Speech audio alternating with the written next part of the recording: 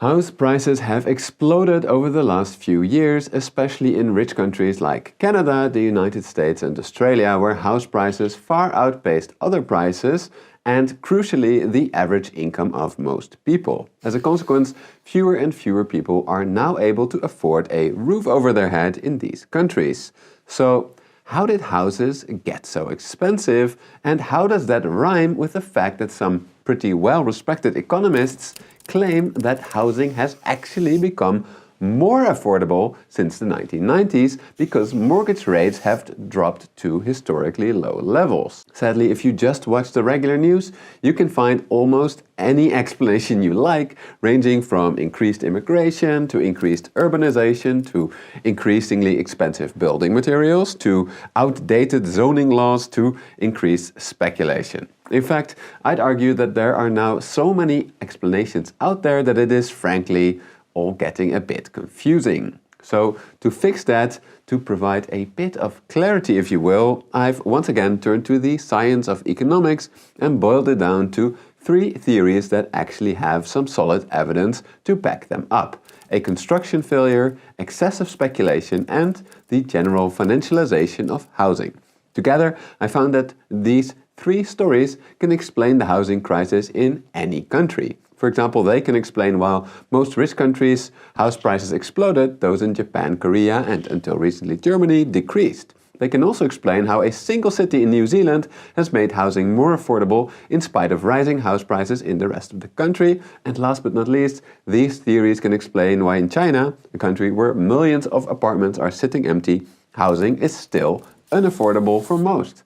But to make sense of these 3 theories, we first need to recognize that the housing market is not like any other because a house is at the same time a so-called consumption good and a so-called investment good. So, what do I mean when I say a house is a consumption good? First, let's start by stating that obviously people don't tend to eat their house. But they do live in it, and as they do, our house gradually becomes worth less as it gets dirty, damaged and generally degrades over time. Therefore, you could say that over the years, people slowly consume their home as they live in it. Now, if a house was just a consumption good, then the economic forces that determine its price should be a really simple function of how many new people there are and how many houses are built. And this brings us to our first theory, which is that construction has just not been able to keep up with the number of people that need new houses to live in, causing prices to obviously go up. But is there any evidence to back up that first theory? Well, to answer that question, we first need to talk about what evidence we should actually be looking at. In this theory, this is quite simple. We should look at how many houses are being built on the one hand, and then at how many houses would roughly be needed for new people. So let's give that a go for some of our biggest housing offenders: Canada, the United States and Australia. As you can see here in this chart, the construction of new houses compared to 1997 has been roughly stable, although, notably for Australia, it has actually increased. But for Canada it has decreased a bit, and for the United States it has really slowed down after the 2007 housing crisis. So far, so good. However, sadly on the demand side it is pretty much impossible to find out precisely how many houses are needed by a changing population. Of course, we can look at the total population, revealing that largely due to immigration, the population of all of these countries increased by quite a lot over the same time period, especially in Canada and Australia. So, if we then look at new houses being built as a percentage of the population, we can clearly see that there has been a long-term downward trend for all of these countries. However, while this chart shows that new house construction per population level has clearly gone down, it does not prove that this means that there are not enough houses in total, given that we don't know how long houses have lasted in this period. What's more, just looking at the changing population is not enough, because even if the population remains the same, it could be that more houses are actually needed. If you're interested in getting a better return on your money, passive income and cash flow, tax benefits that could reduce your taxable income, and inflation protection, all while building a legacy of wealth you can leave to your heirs, then you need to get this free guide on the single most important alternative investment to diversify your retirement income. All you need to do is click the link in the description or type in the URL you see on the screen to learn more. Because on average people now tend to live in smaller households in these countries.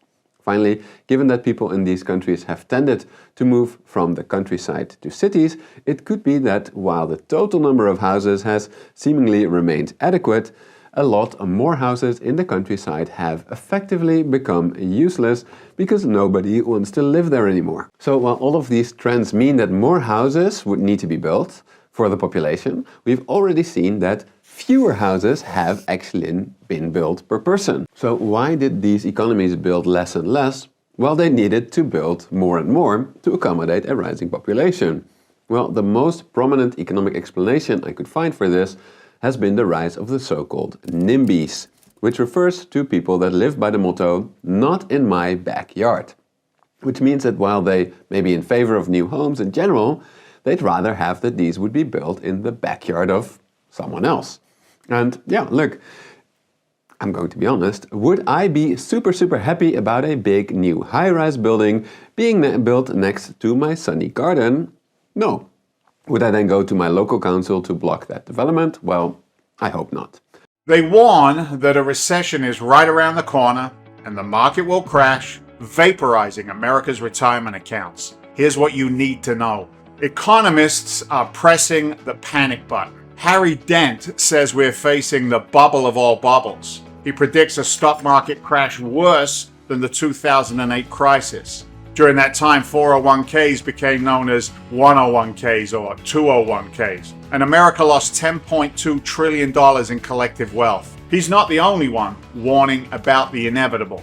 Wall Street legend Gary Shilling believes the economy is heading into a full-blown recession. As a result, he sees the market plunging by 30%, and that's at the very least. John Hussman, president of the Hussman Investment Trust, believes stock prices are at their peak. He predicts the S&P 500 could crash 65%, erasing a decade of stock market gains. In other words, stocks are a bad, very bad gamble right now. The only alternative is to find out how to build wealth without Wall Street. Inside the pages of my new book, you'll discover the asset class that exists outside of Wall Street's control. An asset class that weathers economic storms and still generates outsized returns. Now it's finally accessible by the rest of us. This book shows you how to use it to secure retirement, no matter what happens in the stock market.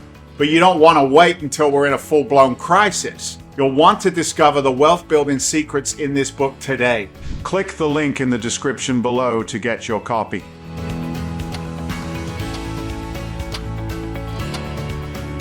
But I recognize that this is easy to say if it is not actually happening to me.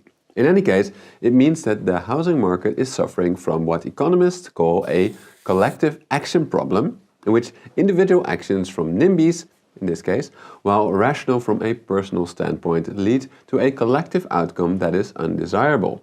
In this case, a housing shortage. Therefore, economists like Noah Smith have argued that the only way to get out of the housing crisis is to prevent NIMBYs from being able to block new housing construction. For example, by moving the power to build from city officials to provincial or even national leaders, or by removing laws that allow NIMBYs to block or at least severely frustrate new housing developments, which, as we have recently seen in the city of Auckland, New Zealand, can really help solve the housing crisis. You see, while rent in Auckland used to be much more expensive than in the rest of New Zealand, the city overruled NIMBY concerns by upzoning roughly 3/4 of city land, which means that on this land, low-density single-family homes could be replaced by high-density apartment buildings. And lo and behold, ever since then, the rent-to-income ratio in Auckland started to drop, while the same ratio continued to increase in the rest of the country. A very promising result indeed, from which especially countries with a lot of low-density zones like Canada, Australia and the United States could learn a lot. So, to conclude, The first theory, that the housing crisis is simply a consequence of construction failing to keep up with housing demand, makes basic economic sense and, in my opinion, has a lot of convincing evidence to back it up. However, before we call it a day and definitely say that our global housing crisis is caused by NIMBYs who are blocking new housing developments, or that if we cannot build more, we should limit the number of new people coming in, we need to talk about a piece of data that is contradicting our first theory in several economies. After all, if a housing shortage is the primary problem, one would expect that in countries with increasingly unaffordable housing, the number of vacant properties would decrease. However, as you can see here, for the United States in the early 2000s, even though we know that in this time period property prices exploded, more and more properties were left empty. Similarly, in China, a country with some of the most expensive house prices relative to income, that is, in the world, an estimated 7.2 million homes are now sitting empty, slowly degrading. This phenomena suggests that if we want to understand housing markets, we need to recognize the second function of housing, and that is that for many, a house is an investment.